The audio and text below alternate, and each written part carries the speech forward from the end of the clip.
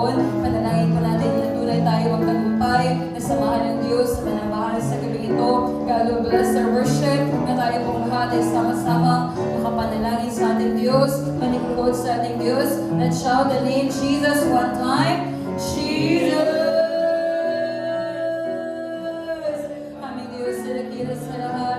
Minsan pa mga paragal, patuloy ka namin pinapasalamatan naman. Paragal, salamat Ama sa pagkakataong ito, Ma. Natuloy kami, aming Diyos. Paragal na nagtagumpay sa gabi nito, Ma. Paragal, marami mong balakid, marami mong atake ng away. Ulit kami, Ama, ay magtatagumpay. Paragal, we are an overcomer. Natunay kami nagdanay sa mga paragal. Natunay kang maluwalhati. May taas sa mga paragal sa aming buhay. Paragal, we want to honor your name through this worship. Paragal, we want to glorify your name through this worship. Kaya mo, aming Diyos, na tunay ang pagpalain mo ang aming pananambahan. Paragal sa gabing ito, Ama. Samahan mo kami, aming Diyos, in the name of Jesus. Paragal, kaya mo, paragal, na tunay namin maranasan ang pagkilos ng iyong banal na Espiritu sa aming kalagitnaan, Ama. Paragal, bless, paragal, na worship. Paragal, bless, paragal, na worship. Kaya mo, aming Diyos, na tunay namin maranasan ang pagkilos ng aming banal na Espiritu sa aming kalagitnaan, Ama. Paragal, touch every one of us. Paragal, God, Holy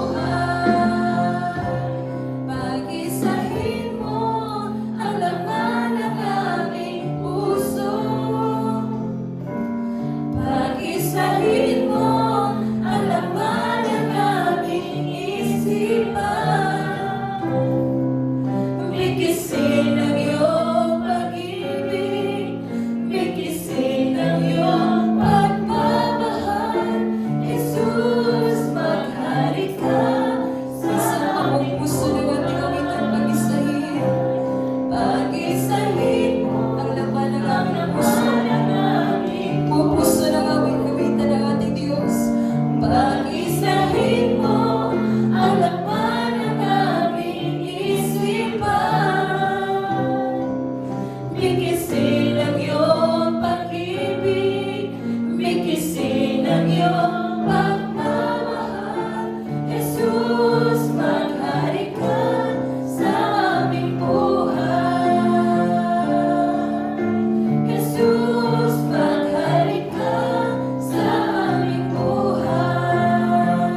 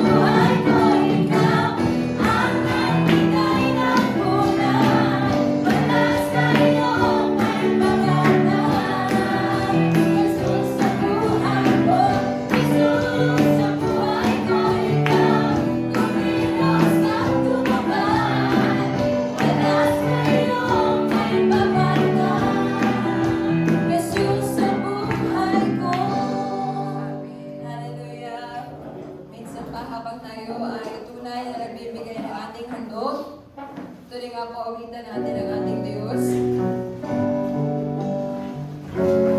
Hindi man tayo karapat-dapat, ulit-ulay na pinili tayo ng ating Diyos na makipagtrabaho sa Kanya. Gamitan natin ang ating Diyos. I'm the lowest of the low, wretched sinner I am, so unworthy, but you call me. With my faith and hope in you, I will not be ashamed. You have called me to preach the where you sent me, I will go. Where you sent me, I will go. If it's for you, my Lord, for I will always proclaim the blood till the fragrance of your blood covers all. I will preach it, I will preach, I will bear the if I live for you. If I live for you. If I die, I die for you. I belong to you in life or death. By the power of the blood, by the hope of the Lord, Jesus Christ alone will live in me. I'm the lowest of the low, richest sinner I am, so unworthy, but you called me over. With my faith and hope in you, I will not be ashamed. You have called me to preach. Where you sent me, I will go. Where you sent me, I will go. If it's for you, I will always, proclaim God till the fragrance of your blood covers all. I will preach your word.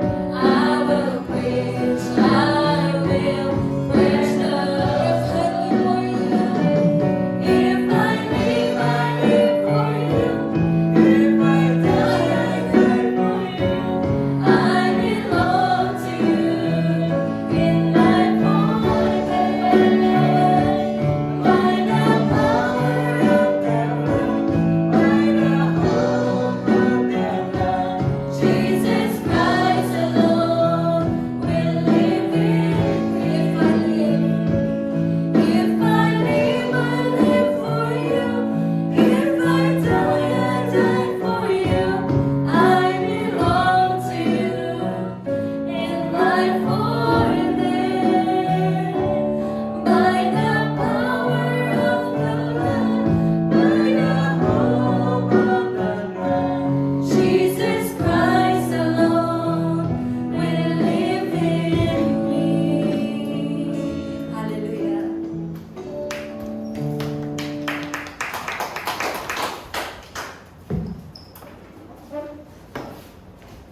Aming Diyos na dakila sa lahat, Ama, tunay ka namin pinupurihan, pinapasalamatan ng Diyos sapagat kami ang maparigan ay patuloy mo ang maparigan tinuruan kung paano namin ang maparigan maranasan ang nag-umakaw na pagpapalang buhay sa iyong parigan. Naway kalugdan niyo po Diyos ang aming mga handog, naway tunay ang maparigan iparanas ni Pao Diyos Ama sa aming lahat ang maparigan na nag-umakaw na pagpapalang buhat sa pagsunod ng salita mo parigan. Salamat Ama, ikaw ang may pinupurihan, ito ang aming dalangin, pinapasalamatan sa pangalang Jesus. Amen. At tunay sa pagkakataong ito mga kapatid, kung meron po kayong mga banal na kasulatan, makipagbukas po kayo sa akin sa Aklat ng Roma, Kabanata 8, talata 5 hanggang 8. Roma chapter 8, verse 5 to 8.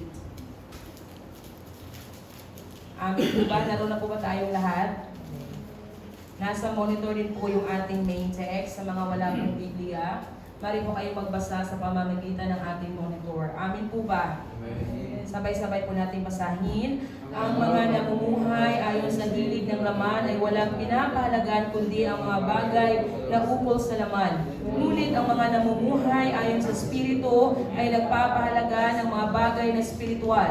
Ang pagsunod sa hilig ng laman ay naghatid ng kamatayan. Ngunit ang pagsunod sa Espiritu ay nagdudulot ng buhay at kapayapaan. Kaya nga, kapag itinuho ng tao ang kanyang pag-iisip sa mga hilig ng laman, siya ay nagiging kaaway ng Diyos sapagkat hindi siya nagpapasakop sa batas ng Diyos at sadyang hindi niya ito magawa. At ang nabubuhay ayon sa hilig ng laman ay hindi maaring kalugdan ng Diyos. Amen. Purihin natin ang salita ng Diyos. At tunay sa pagkakataon ito, mga kapatid, idalangin niyo po ako na gagamitin ng Diyos sa gabi ito na magbabahagi ng kanyang salita. Natatagay ko po ang inspirasyon, kapuspusan ng Banal Espiritu, karunungan, upang tunay sa bawat namumutawi sa aking bibig, katotohanan, buhay lamang ang tunay nating mapapakinggan. Dalangin niyo rin po ang inyong mga tapayan na tunay yung tatanggapin ang salita ng Diyos bilang salita niya na Diyos na buhay at hindi bilang salita ng tao lamang. Kaya naman po tayo kung lahat ay manalangin, isigaw po natin ang pangalan ng Jesus ng isang beses. Jesus!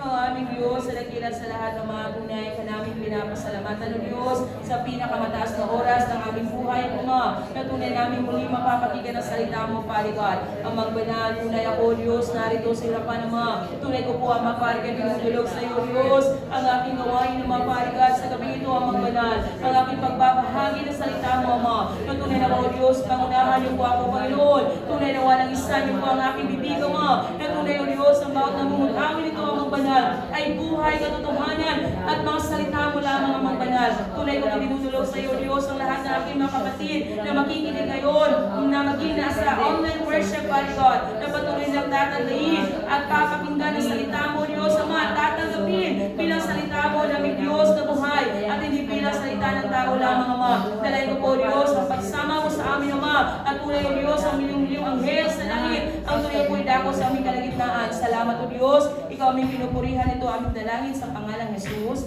Amen.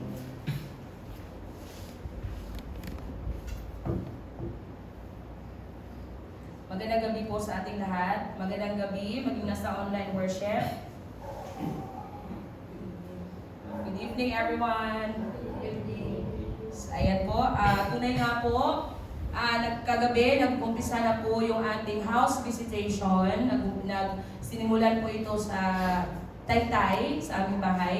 So, sa lahat po ng gustong dumalo, sunod po yung ating visitation sa bahay ni Minister Mayan ngayong Thursday.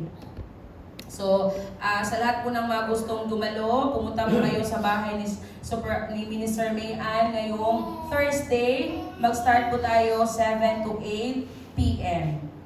Okay po? Amen. So, ako na po ay magsisimula. Ang ating Diyos ay Diyos po na siyang lumikha ng mga spirito. God is the creator of all spirits. Amen po ba? Ang spirito ng tao, ang spirito ng mga anghel, ang Diyos po ang siyang lumikha. God is spirit. Amen po ba? Amen. That is why, kaya nga ang Diyos po ay spirito, kaya ninanais po ng Diyos na tunay natin siyang sasambahin sa aspetong espiritual. Kung atin pong babasahin sa aklat ng Juan Kabanata 4, talata 24, God is spirit, kaya naman He wants us to worship Him in spirit and in truth. At tunay, ang spiritong pong ito ay nananahan. This spirit indwells. Kung sa Bisaya pa, mupuyo kaninga spirito. Kaninga klase sa spirito sa Ginoo, mupuyo kani dinhi kanato. Yung ang spirito po ng Diyos ay nananahan po sa ating mga spirito. Na tunay, siniselyuhan ng spirito ng Diyos ang ating spirito. Kaya nga, di ba, kapag siniselyuhan ng iyong spirito, ibig sabihin, totoo, genuine, real ang iyong pananampalataya. Amen po ba?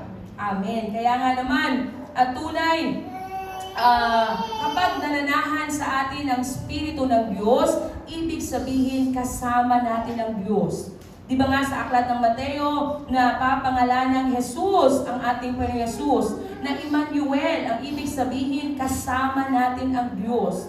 Na ibig sabihin na kapag naselyuhan, kapag nanahan sa iyo ang Espiritu ng Diyos, ibig sabihin kasama mo ang Diyos. Amin po ba? Sa lahat ng naselyuhan ng ang kanilang pananampalataya, God is with you. Na natutupad ang sinasabi sa aklat ng Mateo na ang Diyos ay kasama natin. Amen. When the Holy Spirit is in you, tunay na mararanasan mo ang mga bagay na espiritual. Kung babasahin po natin, kung babalikan po natin ang ating main text sa aklat ng sa aklat ng Roma, kabanata 8, talata 5, dito tayo sa last sentence ng verse 5. Sabi dito, when the Holy Spirit is in you, sabi dito, ngunit ang mga namumuhay ayon sa Espiritu ay nagpapahalaga ng mga bagay na espiritual. So kapag nananahan sa atin ang banal na Espiritu, pinapahalagahan natin ang mga bagay na espiritual. Kapag nananahan sa atin ang banal na Espiritu, tutulungan niya tayong mamuhay sa makadiyos na pamumuhay. Paano po ba mamuhay sa makadiyos na pamumuhay? There is holiness in us. Na merong kabanalan sa ating mga buhay. Na kapag tunay na nananahan sa atin ang banal na Espiritu, tutulungan niya tayong mamuhay sa makadiyos na pamumuhay. Hindi po sa makataong pamumuhay, hindi po sa makataong pamamaraan, but sa pamamaraan ng ating Diyos. Kung nananahan sa atin ang banal na Espiritu. At kapag nananahan sa atin ang banal na Espiritu, papahalagahan mo ang mga bagay na espiritual. Amen po ba? You will give importance. You will prioritize the spiritual things. You will prioritize. We will prioritize the spiritual activities. Kapag nananahan sa atin ang banal na Espiritu. Kapag naselyuhan ang ating pananampalataya ng banal na Espiritu, pahahalagahan natin ang mga bagay na spiritual. And next, mamahalin natin ito. Mamahalin natin ang mga gawaing espiritual. Ano pa ang mga gawaing espiritual? Lahat from junior to couples to adult department, alam na natin ang mga bagay na espiritual. Amen po ba? Tumawa si Unet. Amen, sabi ni Brother Alan. Alam na natin ang mga bagay na espiritual. At hindi na po tayo mazizero kapag may quiz. Ano ba yung mga bagay na espiritual? Amen ba, Unet? Amen. So, mamahalin natin ang pananalangin. Hindi po tayo mapapagod sa pananalangin. Yes, our physical feels tiredness. Kasi nga, this is physical. This is earthly. At tunay itong napapagod. But you know, when you are filled by the Holy Spirit, when you are inspired by the Holy Spirit, sa umpisa lang yang pagod sa pananalangin. But when you keep on praying, God will give you inspiration. God will give you the fullness of the Holy Spirit. And mind you, kulang isang oras na pananalangin. When the Holy Spirit is in you. Bakit? Dahil mamahalin mo ang iyong kaluluwa. Mamahalin mo ang paggawa ng mga espiritual na mga gawain. Buhay na buhay ang iyong kaluluwa. Maging buhay na buhay ang iyong physical na pangangatawan when you are sealed truly by the Holy Spirit. Yes, napapagod tayo. Pero kapag tunay nating nilalabanan ang ating katawan dahil alam natin ang kagustuhan ng ating katawan ay laban sa kagustuhan ng ating spirito. Tama po ba? Magkalaban ang dalawang ito. Sinasabi ng Biblia, magkalaban ang dalawang ito. Kaya nga kailangan nating unahin or pagtagumpahin kung ano ang mas makakabuti, beneficial para sa ating kaluluwa. So, okay, next. And tunay tuturuan tayo ng banal na spirito sa mga bagay na magdudulot sa atin ng buhay at kapayapaan. Kung basahin natin sa verse 6, sabi dito, ang pagsunod sa hilig ng laman ay naghatid sa kamatayan. Ngunit ang pagsunod sa spirito ay nagdudulot ng buhay at kapayapaan. So, ibig sabihin na kapag tunay nating sinusunod ang pagnanais ng ating spirito, tunay tayong magkakaroon ng buhay at kapayapaan. Buhay para sa ating kaluluwa. Alam niyo po ba, when there is life in our soul, hindi po makakapanaig ang demonyo. Sabi nga, nabasa ko in the book of Pastor Pilukim, sabi niya doon, when you already casted out demons inside you, next time you will pray is give me the fullness of life. Punuin mo ako ng buhay, Ama. Give me the fullness of life. That is our prayer after we are casting out demons. Na tunay, kailangan nating mapuno ng buhay ang ating kaluluwa. Dahil, bakit nga po ba tayo nagkakasakit? Bakit nga po ba tayo may mga karamdaman? Dahil nagkulang ng buhay ang ating kaluluwa. At sabi din ng ang ating Panginoong Jesucristo, kapag sinusunod natin ang mga gawang espiritual, ang mga pagnanais ng ating spirito, ay tunay tayong magkakaroon ng kapayapaan. Sabi nga nila, isa sa pinaka mahirap i-achieve ang pagkakaroon ng kapayapaan. One of the elusive things to achieve is peace. Kasi nga, halos lahat ng tao, si Unit lang ata yung hindi balsa, yung junior lang ata. But when you reach the age of adulthood, couples na, ang dami ng mga, ang dami ng pagkabalsa. Marami ng mga worries sa ating mga buhay. Di ba nga po ba? Do you really think na yung mga mayayaman sa mundong ito na they have that peace in their lives? Hindi po. Marami silang mga alalahanin. Yung mga mayayaman ba, wala ba yan silang mga utang? Marami din yan silang mga utang. Dahil nga, may mga rich man mentality. Akala niyo ba yung mga mayaman wala yung mga loan sa bank? Ang dami na lang mga loan sa bank. Bakit? What is the rich man's mentality? Do not use your money for your business. Use others' money for your business. So kung gusto mong mag-business, when your bank granted you to loan 1 million, grab it. Hindi mo pera yung 1 million. That 1 million, pwede mo siyang start ng business at yung pambayad mo doon sa 1 million na ilo-loan mo sa bangko, yun yung profit mo sa business na kinuha mo. That's a rich man's mentality. Hindi sila nagbabayad, hindi sila bumibili ng car na worth 5 million, ika-cash. Most of the rich person, hindi sila nagka-cash. Alam niyo po ba yung anchor, news anchor na bumili siya ng 5 million worth of BMW.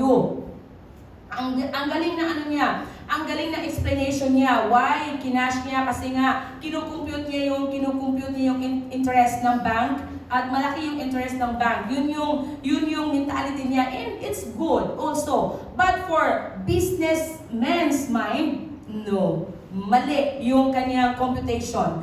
That 5 million, pwede pa siyang mag-income yan ng 100,000 monthly or 200,000 monthly if he has that Rich man's mentality. Okay, balikan natin. Bakit tayo napunta sa mayayaman? Kapayapaan. Okay. So, ang isa sa pinakamahirap ma-achieve sa buhay ng tao is to have peace. Kasi nga ngayon, ang dami na nating alalahanin. Pati pa yung presyo ng bigas, inaalala pa natin. Ang presyo ng gas, gasolina ba? Inaalala natin. Ang dami na inaalala pa natin yung ating mga kapatid, ating kamag-anak, lahat. Ang dami natin. Hindi tayo mapapalagay. Swerte na lang yung mga taong walang inaalala pagtulog ng gabi. Kaya nga, gusto kong bumalik doon sa aking buhay na walang inaalala. So ngayon, kayong mga juniors, ang tawag nito? Grabe! Na hindi kayo nag-aalala kasi pagdating nyo ng adulthood, ang dami nyo nang tanungin nyo si Teacher Jade, single pa yan, pero marami na yung mga alalahanin. Ang dami alalahanin. So, yun nga, bakit nga ba kailangan ng isang mananampalataya ng kapayapaan? Di ba nga po ba, nung muling nabuhay ang ating Panginoong Hesus, nung nagpakita siya sa kanyang mga disipulo, ano ba yung unang ibinigay, sinabit niya sa kanyang disipulo? Di ba nga, peace be with you. John chapter 20 verse 19. Yun po, unang beses na nagpakita ang ating Panginoong Hesus pagkatapos niyang muling mabuhay, nung siya ay muling mabuhay, ang una niyang sinabi, binanggit sa kanyang mga disipulo, peace be with you. Sumainyo nawa ang kapayapaan. Dahil po, when we do not have peace in us, hindi po tayo makakapagpatuloy ng mainam sa ating pagkikipagtrabaho sa ating Diyos. Kung punong-puno po ng alalahanin ang ating mga kaisipan at ating mga puso, hindi po tayo makakapagpatuloy sa pagkikipagtrabaho sa ating Diyos. Kung alalahanin natin na inaalala mo yung pamilya mo, inaalala mo yung anak mo, inaalala mo yung bahay mo, inaalala mo yung asawa mo, ang dami mong alalahanin. Kaya nga sabi ng Diyos, peace be with you. Magkaroon tayo ng kapayapaan. Dahil nung tinanggap natin ang ating Panginoong Hesus, ang gusto ng Diyos sa atin ay makikipagtrabaho sa Kanya. Hindi naman niya nanaisin na hanggang magiging adult na magiging may asawa na si Junette na nandito pa rin, na nakatingin pa rin kay teacher, kay minister. Hindi. Magmisyon tayo, mag-ibanghelyo tayo, hahayo tayo. Diba nga, yun yung komisyon. The great Mateo 28, the last verse ng Mateo 28. Diba nga, go therefore and make disciples of all nations. Alam naman natin na hindi lamang ang mga disipulo ng ating Panginoong Hesus ang pinagsasabihan niya ng salitang iyon. Tayo pong lahat. Kaya naman po, babalikan natin, when we are filled by the Holy Spirit, tunay tayong magkakaroon ng kapag sinusunod natin ang kagustuhan ng Espiritu, magkakaroon tayo ng buhay at kapayapaan. Okay, so tunay na hindi naman po kung tayo ay nababalisa sa ating mga gawaing pisikal, iwan ko na lang itong mga gawaing pisikal, hindi na lang ako gagawa. Gagawa na lang ako ng mga spiritual things. Gusto ko ng kapayapaan. Hindi naman po ganoon. Hindi po, wag po nating iliteral. Sabi nga natin, Pastor, kailangan nating maging balance. Wag naman po na makahilata na lang tayo, naghintay na lang tayo ng pagkain na kakatok sa ating pinto. Hindi naman po mangyayari kasi hindi naman po magic ang hindi naman po magic ang pagbibigay ng pagpapala ng ating Diyos. Di ba nga po ba? Kaya nga, kailangan pa rin nating magiging masigasig sa trabahong pisikal.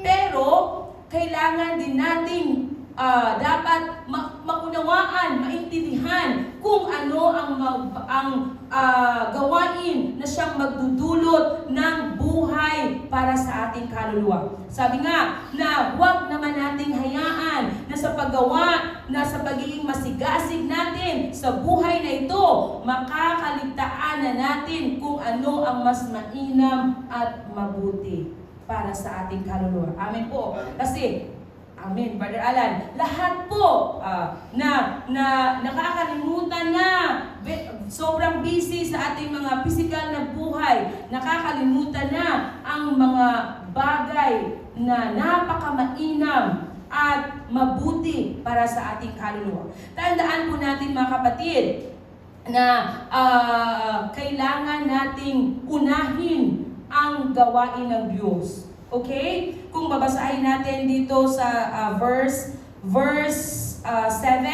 sabi dito, basahin natin verse 7. Kaya nga, kapag itinutuon ng tao ang kanyang pag-iisip sa mga hilig ng laman, siya'y nagiging kaaway ng Diyos. Sapagkat hindi siya nagpapasakop sa batas ng Diyos at sadyang hindi niya ito magagawa. So, ayaw nating i-challenge ang ating Panginoong Yesus. Ayaw nating i-challenge ang ating Diyos. Amen po ba?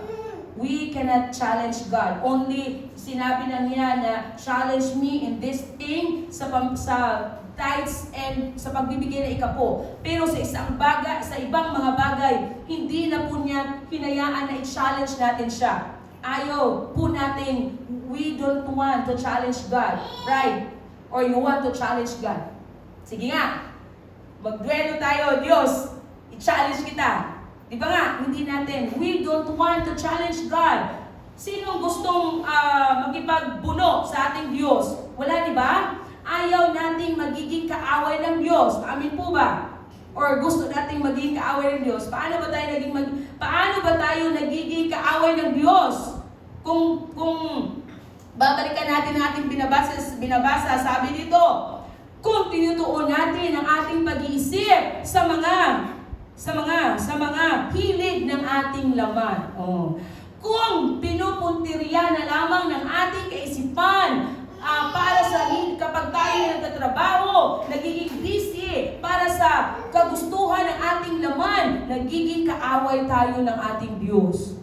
So ano po ba? Inuuna natin ang hilig ng ating laman. Nagiging kaaway tayo ng ating Diyos. Alam nyo na kung ano ang hilig ng ating mga laman. Yung mga hilig na hindi nakakapagpalugod sa harapan ng ating Diyos. Alam nyo na ang bagay na iyon. Inuuna natin yung pagpunta doon kaysa pagpunta sa ating church. Inuuna natin yung pagdalo sa mga ganyang gawain kaysa sa ating iglesia, sa pagdalo ng ating iglesia. Okay, so sabi dito sa ating binasa na kapag inuuna natin ang mga hilig ng ating laman, ay tunay tayong nagiging kaaway ng ating Diyos.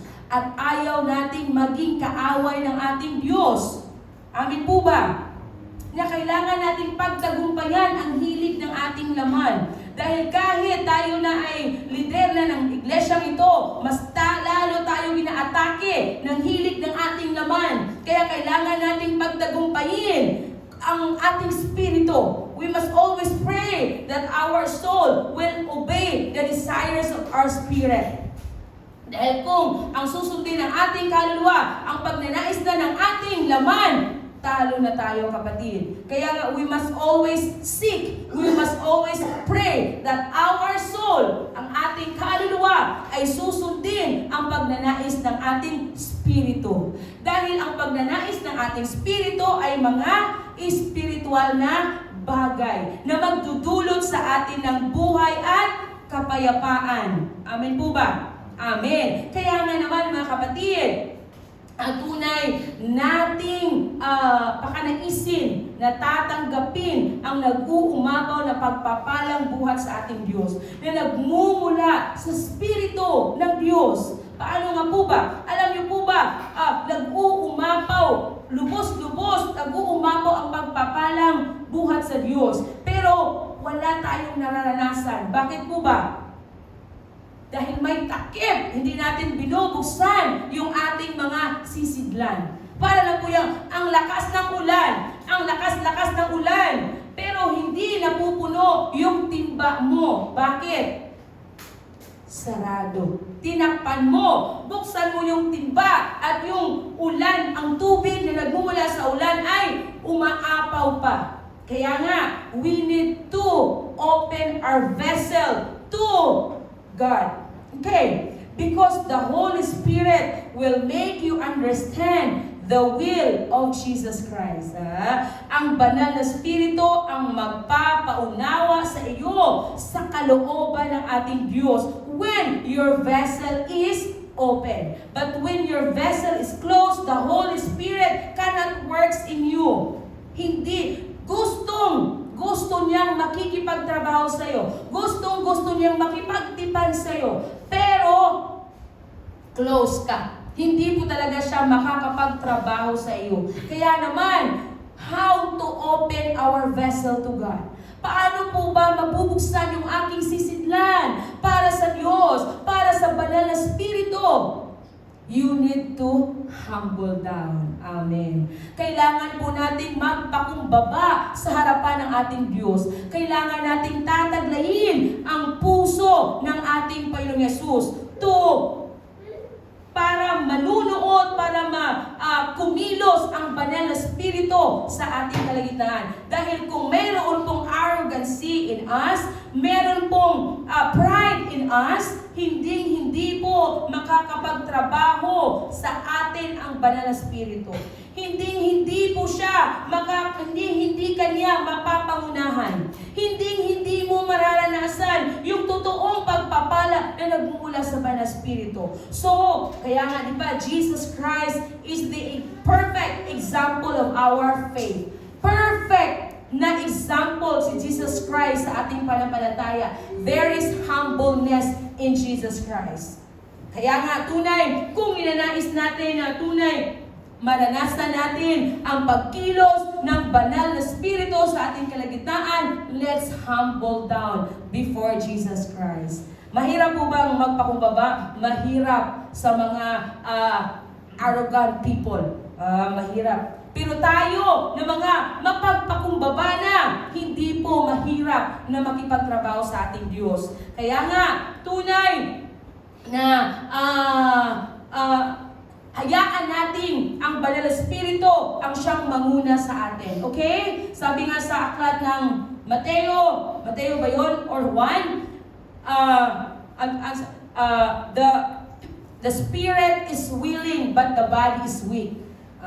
Gustong-gusto ng banal na Espiritu na manahan, makipagtipan, makipagtrabaho sa iyo, pero ang iyong katawan ay mahina. Mahina dahil kulang ka sa mga gawaing espiritual. Bakit nga ba nanghina yung ating katawan? Dahil nanghina yung ating kaluluwa. Di ba nga, kapag matibay, malakas yung ating kaluluwa, ang ating mga katawan din ay malalakas. Kaya nga palatalihan nating malakas yung ating katawan. Tunay tayong manalangin. Nagkulang tayo sa mga gawaing espiritual. Kaya mahina yung ating katawan. Kaya nga mga kapatid, tunay na hayaan natin na ang banal na Espiritu ang siyang manguna sa atin. Dahil ipapaunawa ng banal na Espiritu ang mga bagay na hindi mo pa nalalaman patungkol sa ating Panginoong Yesus. Ipapaunawa niya sa iyo ang kalooban ng ating Panginoong Yesus. The Holy Spirit will make you understand the will of Jesus Christ in your life. Ang kalooban ng ating Panginoong Yesus sa iyong buhay. Ano nga po ba? Ang kalooban ng ating Panginoong Yesus sa iyong buhay na magtrabaho ka lang ba para sa ikauunlad ng iyong pisikal na estado?